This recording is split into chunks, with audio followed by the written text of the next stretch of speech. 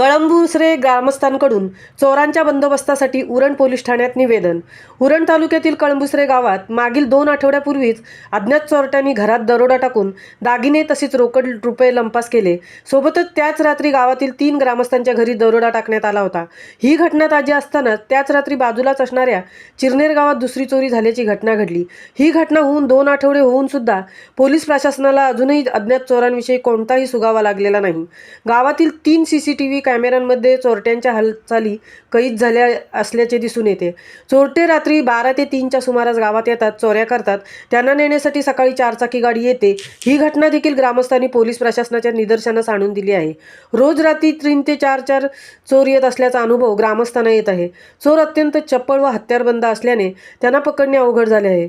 त्यातच गावातील ग्रामस्थांनी संरक्षणाकरता डोळ्यात तेल घालून रात्रभर स्वतःच पहारा देण्यास चालू केले आहे। यामध्ये अधिक प्रमाणात तरुण वर्गाने सहभाग घेतला आहे, परंतु रात्रभर जागून सकाळी कामासाठी देखील जावे लागते। त्यामुळे नोकरी तसेच कामधंद्यावर त्याचा परिणाम होत आहे। त्यामुळे जीवावर बेतेल अशी कामगिरी गावातील तरुण करत आहेत। यातच सर्व ग्रामस्थांनी एकत्र येऊन कळंबुसरे ग्रामपंचायत मार्फत उरण पोलीस प्रशासनास रविवार दिनांक 21 जानेवारी 2024 रोजी चोरट्यांना पकडण्यासाठी गावातील पोलीस गस्तीचे प्रमाण वाढवण्यात यावे, सदर चोरांचा लवकरात लवकर बंदोबस्त करावा अशी मागणी केली आहे। त्यातच पोलीस प्रशासनाने ग्रामस्थांना तुम्ही कायदा हातात घेऊ नका, चोरांना मारहाण करू नका, तसेच तुम्ही पहारा देऊ नका, जागरण करू नका असा ग्रामस्थांना सल्ला दिला आहे। महामुंबईसह तृप्ती भोईर, उरण, कळंबुसरे।